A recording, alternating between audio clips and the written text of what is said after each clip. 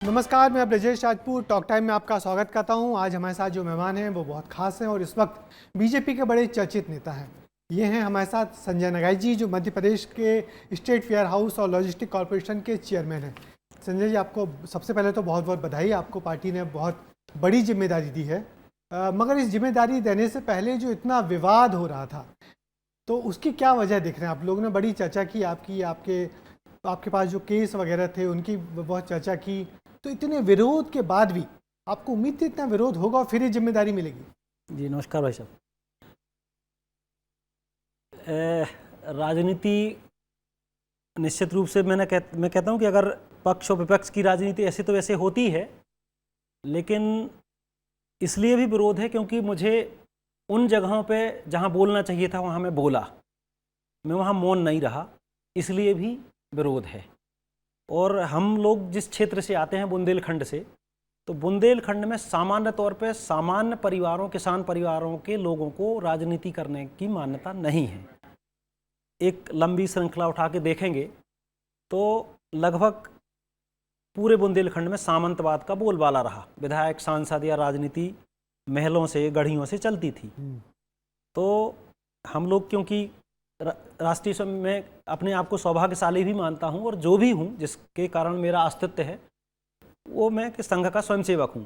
संघ के स्वयंसेवक के नाते मेरी करनी और कथनी में अंतर नहीं है। संघ के स्वयंसेवक के बाद विद्यार्थी परिषद के काम में लंबे समय रहा, छात्र राजनीति में रहा, अखिल भारतीय विद्यार्थी परिषद के प्रदेश मंत्री से लेकर संगठन मंत्री मध्य प्रदेश और छत्तीसगढ़ के काम में रहा, नेशनल NEC मेंबर रहा, राष्ट्रीय कार्यकारिणी सदस्य रहा। तो उन सब बीचों में स्वाभाविक आंदोलन, प्रदर्शनों के छोटे केस, कभी कभी धरना प्रदर्शन, आंदोलन, इस प्रकार के कुछ मामले हैं। उनको अगर आप कहें कि ये आपराधिक प्रकरण है, तो मुझे लगता है कि मेरे साथ में अन्याय होगा। हमारे पास जो लिस्ट है उसमें तकरीबन 20 से 25 मामले हैं, जिसमें लिखा है कि बहुत सारे आपके खिलाफ दर्ज हैं। भोपाल से लेकर, छतरपुर से लेकर, जबलपुर से लेकर कई जगह आपके खिलाफ मामले दर्ज हैं। तो ये जो मामले हैं, ये किस वक्त के मामले हैं? मेरे खिलाफ वर्तमान में किसी भी न्यायालय में कोई मामला विचाराधीन नहीं है। पहली बात तो ये क्लियर कर दूं। बड़े दावे से कह रहे हैं। हाँ। दूसरी बात, छात्र आंदोलनों के अगर कुछ मामले रहे हैं तो उसमें जो बहुत मेरे साथ में खुद मेरे प्रदेश अध्यक्ष रहे हैं BD शर्मा जी, वो भी उन केसों में मेरे साथ में आरोपी रहे हैं। तो छात्र आंदोलन या धरना प्रदर्शन आंदोलनों के अगर ये छोटे-छोटे ऐसे केस कहीं कुछ हैं, तो ये मेरे को लगता है कि ये तो कि हम लोगों ने संगठन में काम किया उसकी मान्यता है। बाकी जिला सहकारी केंद्रीय बैंक के अध्यक्ष कार्यकाल के दौरान आपको लगभग घटनाक्रम ध्यान है कि एक घोटाला हुआ था। घोटाला कुछ नहीं, परिस्थिति ऐसी बनी कि तत्कालीन सहकारिता मंत्री मेरी पार्टी के थे, गौरीशंकर बिसेन जी। उनको ऐसा लगा कि मेरा प्रभाव या मेरा आभा मंडल उस जिले में ज़्यादा है। किसी वहाँ के स्थानीय विधायक और एक मंत्री के प्रभाव में उन्होंने आके मेरे खिलाफ कुछ ऐसी आपत्तिजनक टिप्पणियाँ की, कुछ ऐसे आपत्तिजनक आरोप लगाए जिनका जवाब मुझे लगा कि तत्काल देना चाहिए, और मैंने उनका जवाब दे दिया। जवाब देने के बाद ये हुआ कि उन्होंने व्यथित होकर कहा कि मैं मंत्री हूँ और आप कोऑपरेटिव बैंक के चेयरमैन हैं जी। बोर्ड पे अनलीगल भ्रष्टाचार के 11 आरोप लगाते हुए बोर्ड को 1 महीने के अंदर भंग कर दिया। अब उन परिस्थितियों में मेरे से कहा गया है कि आपको ये जो आरोप हैं, भ्रष्टाचार के आरोप, ये माथे पे लगा के घूमना है, इसके खिलाफ कुछ बोलना नहीं, आप शांत रहिए। मैंने अपने जो भी पार्टी के और संघ परिवार के लोग हैं उनसे पूछा, उनसे मार्गदर्शन लिया कि इस पर क्या करना चाहिए। उन परिस्थितियों में सबने कहा कि अगर आरोप गलत हैं तो आपको लड़ना चाहिए। तो मैंने वहाँ एक ऐसी परिस्थिति बनी, हालांकि माननीय प्रदेश अध्यक्ष जी उस समय प्रभात झा जी थे, इस दुनिया में नहीं है, उनका स्नेह, आशीर्वाद, मार्गदर्शन रहा है। उन्होंने भी कहा कि अगर तुम्हारे ऊपर आरोप गलत हैं तो तुम्हें लड़ना चाहिए। और ऐसे सामान्य तौर पे पूरे प्रदेश भर में ऐसे जो प्रमुख लोग हैं, जो जानकार हैं संगठन और सरकार के, उन्होंने सबने कहा। अब सीधे सीधे क्योंकि सरकार ने कार्रवाई की थी, मंत्री ने कार्रवाई की थी, तो लोगों को लगा कि मैंने ये सरकार और संगठन के खिलाफ अनुशासनहीनता की, उदंडता की है। तो वो मैंने हाई कोर्ट में फाइल किया और मैं हाई कोर्ट से जीता। सारे भ्रष्टाचार के आरोप क्वैश हो गए। उससे व्यथित होकर मंत्री और सरकार मेरे खिलाफ सुप्रीम कोर्ट गई, और सुप्रीम कोर्ट में भी हिंदुस्तान के जो बड़े बड़े वकील हैं वो मेरे खिलाफ खड़े किए गए।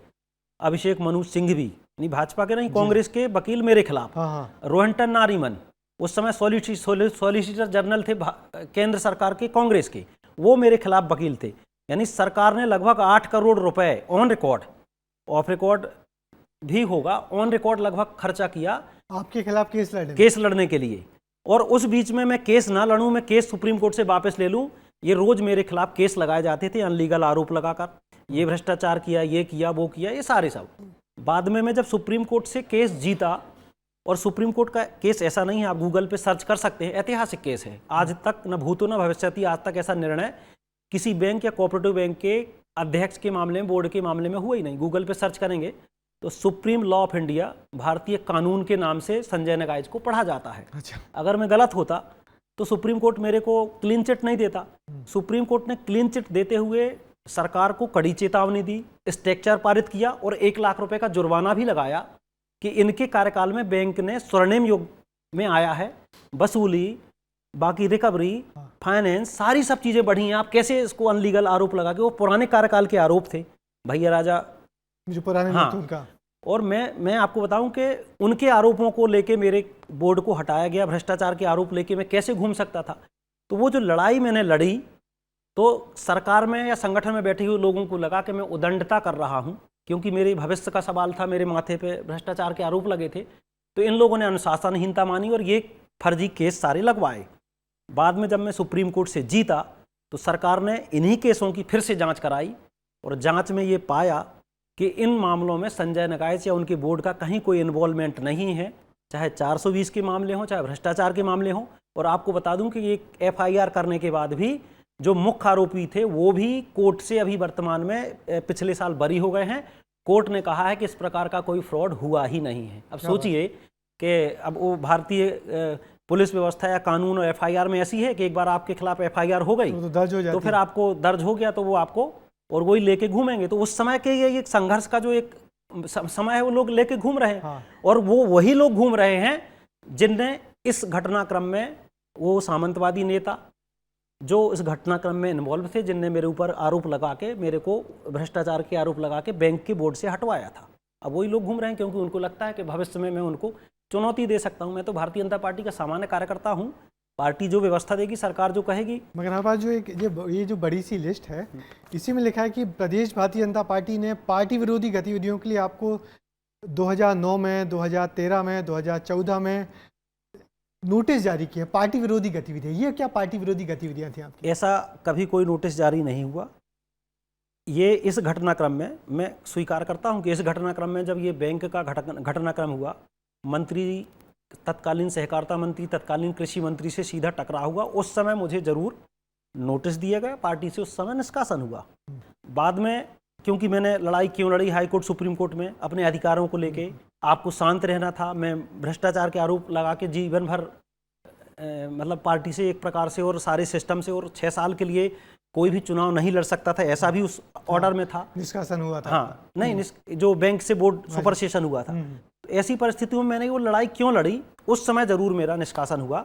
लेकिन उसके बाद जब जैसे ही मैं सुप्रीम कोर्ट से जीता तो पार्टी ने, उसके बाद मैंने अपना पक्ष रखा, सारा विषय रखा, केंद्रीय और राष्ट्रीय नेतृत्व के ध्यान में आया और निष्कासन के बाद पार्टी ने बाकायदे सम्मान मुझे वापस किया। यानी संजय नगाइच को संघर्ष की कमी नहीं है, पहले कांग्रेस से लड़ा और फिर अपने बीजेपी में भी अंदर जो गुटबंदी थी या जो आपके मंत्री थे उनसे लड़ाई लिया।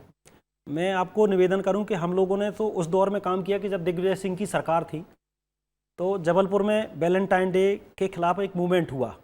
तो हमारे भारतीय जनता पार्टी के पूर्व प्रदेश अध्यक्ष हैं आदरणीय VD शर्मा जी, अभी सांसद हैं हमारे यहाँ से, वो भी थे। तो वैलेंटाइन डे का मूवमेंट पूरे देश भर में पहला था जो हम लोगों ने विद्यार्थी परिषद के मन से किया। नहीं, हम लोगों की इतना ज़बरदस्त लाठीचार्ज हुआ, 3 दिन हम लोग जेलों में रहे। तो उधर भी आंदोलन के नाम पे हमने कांग्रेस का सारा एक प्रकार से अत्याचार झेला है। फिर उसके बाद मुझे छत्तीसगढ़ भेजा गया। मैं छत्तीसगढ़ विद्यार्थी परिषद का संगठन मंत्री भी रहा। तो वहां भी अजीत जोगी जी संगठन मंत्री थे। नहीं, नाम से जानते थे कि संजय नगाइच मध्य प्रदेश से आया है, आज इसको दिन भर बंद करके पुलिस और SF से पिटवाते थे। ऐसे टॉर्चर करते थे, पता चलता था कि 24 घंटे हम लोगों को भोजन नहीं मिलता था। तो हम लोगों ने इस प्रकार की पीड़ा और संघर्ष किया है और हम लोग छात्र राजनीति और संघर्ष के माध्यम से आए हैं। अब उस बीच में अगर इस प्रकार का कोई कोई अन्याय अत्याचार की बात करती है, चाहे हमारा पार्टी का हो चाहे किसी दूसरे पार्टी का हो, अगर उसकी हम उसके खिलाफ बोलते हैं तो बोलना अगर अपराध है, अन्याय है, तो हम तो ये बार बार अपराध और अन्याय करते रहेंगे, बोलते रहेंगे, क्योंकि हमें लगता है कि हम भारतीय जनता पार्टी के कार्यकर्ता हैं, संघ के स्वयंसेवक हैं। कहा यही जाता है, दीनदयाल जी भी, श्यामा प्रसाद जी ने भी कहा है कि अन्याय अत्याचार के खिलाफ बोलना है। और हमें लगता है कि एक जागरूक और एक राजनेता या कार्यकर्ता की यही विशेषता है कि उसको कम से कम अन्याय अत्याचार या जहां उस क्षेत्र में, जिस क्षेत्र में हम काम करते हैं, उनके अधिकारों, उनके मामलों को लेकर बोलना चाहिए, तो मैं बोलता हूँ। आपका जब नाम चल रहा था कि आपको निगम मंडल में नियुक्ति मिलने जा रही है, तो वहाँ भी आपके इलाके के लोगों ने भी आपका विरोध किया। आपके विधायक हैं प्रहलाद लोधी, उन्होंने एक इतना बड़ा चिट्ठी लिख दी हेमंत खंडेलवाल जी को कि इनको कुछ ना दिया जाए, कोई पद और कोई जिम्मेदारी ना दी जाए। तो ये क्यों खफा रहते हैं आपसे? नहीं, मेरे को नहीं पता कि उनने ऐसा क्यों लिखा। हाँ। बाकी प्रहलाद लोधी जी को ये जरूर पूछिएगा कि आपको भारतीय जनता पार्टी की सदस्यता कराने से लेके और विधायक बनाने में किसकी भूमिका है। अगर उसमें कहीं संजय नगाइच ना हो, क्योंकि वो तो कांग्रेस और समाजवादी पार्टी में ही थे। बिल्कुल। तो कांग्रेस और समाजवादी पार्टी में खुद सजा आपता है, तो ये खैर विषय अलग है, लेकिन कम से कम उनको तो ऐसा नहीं, अगर ऐसा है। हाँ। लेकिन फिर भी मैं कहता हूँ, अगर उन्होंने, तो मेरे संज्ञान में नहीं है, लेकिन ऐसा विषय है तो निश्चित रूप से पार्टी नेतृत्व ने संज्ञान में लिया होगा।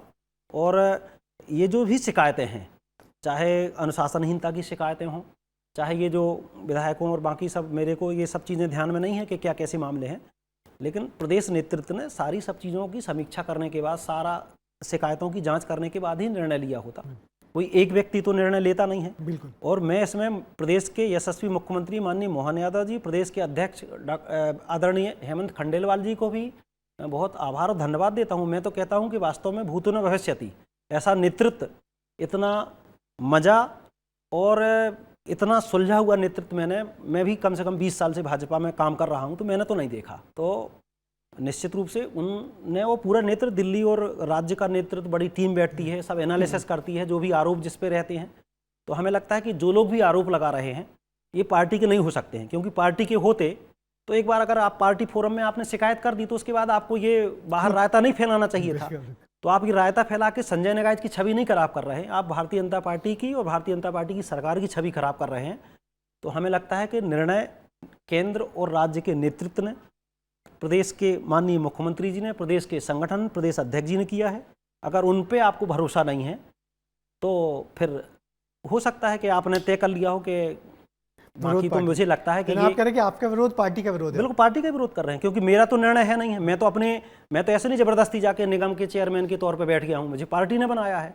और पार्टी में इन्होंने जो भी शिकायतकर्ता होंगे, उन्होंने सारा अपना पक्ष रख दिया था। और यहाँ भी नहीं, मेरे को तो शायद संज्ञान में भी आया कि दिल्ली भी गए थे वो लोग, और बड़े बड़े लोग गए थे। तो दिल्ली में जब आपने पक्ष रख लिया तो उस पक्ष का कहीं ना कहीं परीक्षण भी नेतृत्व ने कराया होगा। तो संजय ये बताइए कि आपने इतना लंबा संघर्ष किया, इतना विरोध हुआ, विरोध के बाद भी आपको पार्टी ने एक जिम्मेदारी दी, वेयर हाउस कॉरपोरेशन का आपको चेयरमैन बना दिया। तो ऐसा कोई ना कोई तो व्यक्ति होगा जो आपको बहुत पसंद करता होगा और जिसके पीछे, जो आपके पीछे खड़ा है और जो आपका नेता है। मैंने कहा ना कि आपका नेता कौन है? मेरे नेता तो भारतीय जनता पार्टी है।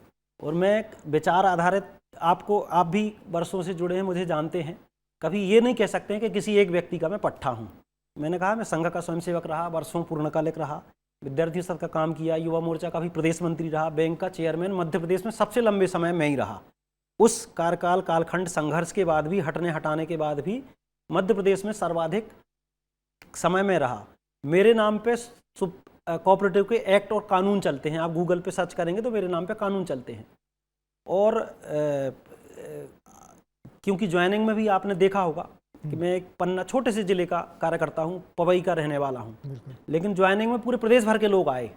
और मैं तो आभारी भी हूँ कि प्रदेश अध्यक्ष जी से लेके पूरा प्रदेश नेतृत्व, बहुत सारे माननीय मंत्रीगण, बहुत सारे माननीय विधायक और प्रदेश के अधिकांश पदाधिकारी ज्वाइनिंग में रहे। कार्यकर्ता ऐसा कोई जिला नहीं रहा जहाँ से नहीं आए। तो मैंने कुछ किया होगा, और मैं कुल मिला के इसके लिए आभारी भी हूँ कि मेरा अस्तित्व भारतीय जनता पार्टी के कारण है, विचार के कारण है, मैं कुछ नहीं हूँ। और अगर पार्टी को लगता है, मैं तो कहता हूँ कि ये इन आरोपों में भी 1 रुपए की भी कभी मेरे ऊपर अनलीगल आरोप लगा, भ्रष्टाचार का, या सिद्ध हुआ, या कहीं किसी प्रकार का कोई आपराधिक का कुछ भी सिद्ध हुआ, मैं तो पद की तो आप सेकेंडरी है कि मैं पद से त्याग पत्र दूं, ये करूं वो करूं। मैं तो कहता हूं कि नेतृत्व मेरे को आज का है कि तुम्हें राजनीति से संन्यास लेना तो मैं संन्यास तक लेने के लिए तैयार हूं। बहुत बड़ा बयान दिया आपने संजय जी कि यदि आपके खिलाफ जो आरोप हैं वो एक भी साबित हो जाएंगे या अभी जिंदा होंगे तो आप इतना बड़ा कदम उठा लेंगे, तो निश्चित ही। मगर ये जो आपने धूमधाम से बड़ी जोरदार होर्डिंग लगा के और लंबे चौड़े तरीके से एक काफिला निकाल के जिस तरीके से अपना पदभार ग्रहण किया, जो बहुत दिनों तक चर्चा का विषय रहा, तो इसके पीछे क्या वजह रही? कहीं से संदेश था या आपके कार्यकर्ताओं की इच्छा थी, या लंबे समय बाद आपकी मैंने वास्तव में इसमें कोई योजना नहीं की। मैंने कहीं ना कहीं प्रदेश नेतृत्व को निवेदन किया और मेरी ऑर्डर निकला शनिवार को 25 अप्रैल को। तो मैंने कहा कि कार्यक्रम ऐसा होना चाहिए। मेरा मन ये है कि हम लोग कार्यालय में आएँ और दीनदयाल जी, श्यामा प्रसाद जी को माल्यार्पण करते हुए नेतृत्व हम लोगों को आशीर्वाद दे, फिर हम लोग ज्वाइन करने जाएं। सामान्य तौर पे क्या होता है, ज्वाइनिंग सीधे लोग निगम में अपने ऑफिस में। मैंने कहा कि क्योंकि हमें पार्टी ने बनाया है और पार्टी, ये संदेश भी ठीक जाएगा पूरे प्रदेश भर में कि हमने पार्टी कार्यालय आके फिर ज्वाइन किया। सारी व्यवस्था मेरी कोई व्यक्तिगत तैयारी या प्लानिंग नहीं थी। मेरे को तो पता भी नहीं कहाँ कहाँ कितने होर्डिंग लगे। मैंने 1 रुपये होर्डिंग पे खर्चा नहीं किया। मतलब मेरा कोई खर्चा 1 रुपये भी किसी प्रकार के प्रचार प्रसार होर्डिंग वगैरह में 1 रुपये भी नहीं। कार्यकर्ताओं का स्नेह था, उनने लगाया, गाड़ी घोड़े भी लोग लेके आए। कितने लोग थे, मेरे को उस दिन आश्चर्य हुआ कि कार्यालय से लेके बाहर, यानी हबीबगंज रेलवे, अपना रानी कमलापति रेलवे स्टेशन से लेके 7 नंबर तक पैर रखने की, गाड़ी पार्क करने की जगह नहीं थी, बहुत भीड़ थी। तो ये हमें लगता है कि 15-20 साल से जो हमने पार्टी संगठन में काम किया है, विचार के लिए काम किया है, उसका स्नेह है। और कभी कभी हम लोगों का अहंकार हो जाता है कि इतनी भीड़ आई तो अपन नेता हैं। तो ये जो भी है वो भारतीय जनता पार्टी के कारण है और उसके लिए मैं पार्टी के नेतृत्व और पार्टी के कार्यकर्ताओं को धन्यवाद देता हूँ। तो क्या सोच रखा है आपने, जब पार्टी ने इतनी बड़ी जिम्मेदारी दे दी, एक बड़े कॉर्पोरेशन का आपको चेयरमैन बना दिया, बड़ा चर्चित विभाग है जिसमें बहुत जिम्मेदारी, किसानों के वेयर हाउस की, लॉजिस्टिक्स की, तो क्या सोचा है? कुछ आपने माने प्लानिंग की है इस विभाग के लिए? सामान्य तौर पे ऐसे तो लोग निगम के चेयरमैन बनते हैं जब लोग मानते हैं कि रिटायरमेंट की पोजीशन पे उनको निगम का चेयरमैन बना दो। मेरी उम्र से आपको लगता नहीं होगा कि मैं रिटायरमेंट की पोजीशन पे हूँ। नहीं, अभी तो आपका करियर शुरू हुआ है। मुझे नवाचार करना है और ऐसा कुछ करके जाना है कि लोग कहें कि ये भारतीय जनता पार्टी का कार्यकर्ता है और इसने इस क्षेत्र में झंडे गाड़ दिए। वास्तव में बहुत बड़ा सेक्टर है, हजारों नहीं लाखों लोग उससे जुड़े हुए हैं। लगभग 60 से 70% जो किसानों की आबादी है वो खरीदी, यानी गेहूं चाहे धान खरीदी हो, भंडारण, खाद्यान्न, इससे रिलेटेड है। और ये सारा सब होता है वेयर हाउस कॉरपोरेशन में। तो पहले तो भंडारण की व्यवस्था ठीक हो जाए, लॉजिस्टिक का भी अपने आप में बड़ा काम है। और इसके साथ में क्या नवाचार कर सकते हैं, क्योंकि हमने प्लान किया है कि जब बोर्ड मीटिंग होगी तो कुछ ऐसे निर्णय लेके आएंगे जिससे इस सेक्टर से जुड़े हुए लोगों को, चाहे वो वेयर हाउस मालिक हों, चाहे इसमें भंडारण करने वाले किसान हों, चाहे बाकी उसमें काम करने वाले कर्मचारी हों, चाहे हम्माल तक हों, उनके कल्याण के लिए जिस प्रकार से प्रदेश की सरकार, माननीय मुख्यमंत्री जी गंभीर है, किसानों के लिए गंभीर है, तो उस दिशा में हम उनके सिपाही बन के कोई ऐसे बड़े काम कर सकें कि इतिहास लिखे। और वास्तव में इसलिए हम आए हैं, हम कोई ऐसा नहीं कि टाइम पास करने के लिए आए हैं। तो अभी क्योंकि उस बहुत सेक्टर में मैं कोऑपरेटिव से रिलेटेड लगभग वर्किंग तो जानता ही हूँ, लेकिन मैं अध्ययन करके और बहुत जल्दी जब बोर्ड मीटिंग करूँगा तो मैं प्रयास करूँगा कि पहली बोर्ड मीटिंग में कुछ ऐसे निर्णय करूँ कि वो इतिहास बने। अभी भी गेहूं की खरीदी हो रही है, किसान परेशान है, मुख्यमंत्री जी खुद तुलाई केंद्रों पे गए हैं, पोर्टल देखा है उन्होंने। तो ये जो परेशानियां हैं किसानों की, हर बार ऐसा क्यों होता है कि किसान ले दे के सरकार पे डिपेंड हो जाता है? नहीं, निवेदन करूं कि हर साल पुराने समय और अभी समय में ये है कि खेती का रकबा बढ़ा है और बहुत ज़्यादा, लगभग 4 गुना नहीं 10 गुना बढ़ा है, रकबा बढ़ा है।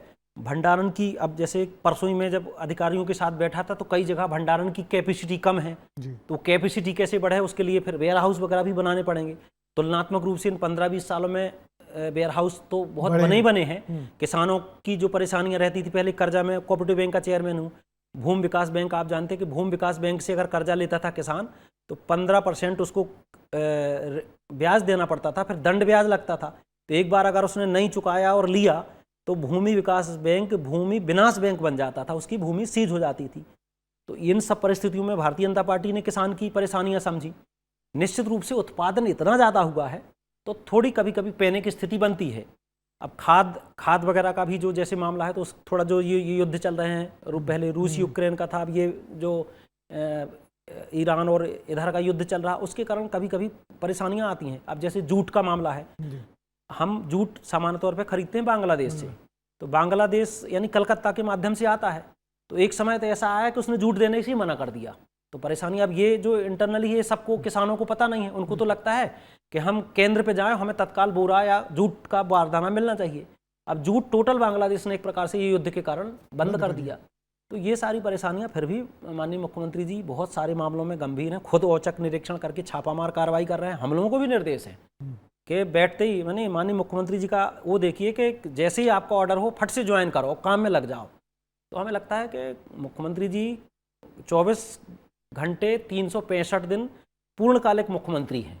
उनके मन में किसान है और हम लोगों को भी एक प्रकार से, और मैं तो कहता हूं कि ये निर्णय हो रहे हैं, आप निर्णय भी आप इस परिप्रेक्ष्य में नहीं देखिए कि निगम मंडल में लोगों को नवाजा गया है।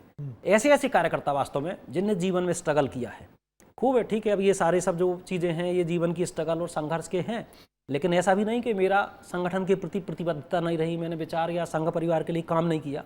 मैंने भी अपना जीवन लगाया है। और आपको बताऊं कि मैं जिस बुंदेलखंड में राजनीति करता, जब मैं कोऑपरेटिव बैंक का चेयरमैन बन के आया, तो वहाँ नारा लगता था कि मोहर लगेगी हाथी पे वरना गोली घलेगी छाती पे। बिल्कुल। तो लोग कहते थे कि अशोक वीर विक्रम सिंह भैया राजा के खिलाफ तुम्हें कोऑपरेटिव का चुनाव लड़ना है, तुम ऐसा अपनी जान की परवाह करना, उसके सामने लड़ना नहीं।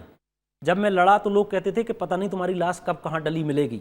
तो भी मैं उन परिस्थितियों में विचार और संगठन और पार्टी के लिए लड़ा, भैया राजा के पूरे साम्राज्य को निस्तानाबूद किया, भारतीय जनता पार्टी का बोर्ड बनाया। आज भारतीय जनता पार्टी के अनुकूल लोग कहीं ना कहीं बैंक और कोऑपरेटिव सेक्टर में पन्ना में हैं। बिल्कुल। तो ये लोगों को ध्यान में नहीं रहता स्ट्रगल। तब लोग भैया राजा से लड़ने के लिए और संघर्ष करने के लिए डरते थे। आज भी भैया राजा इस दुनिया में नहीं, लेकिन उनके खिलाफ कोई सार्वजनिक कोई एक बयान नहीं दे सकता है। तो हम लोगों ने उन परिस्थितियों में लड़ा है, और बाकी सरकार और संगठन जैसा भी निर्देश आदेश करेगा उसके लिए हम लोग संकल्पित हैं, आगे काम करना है।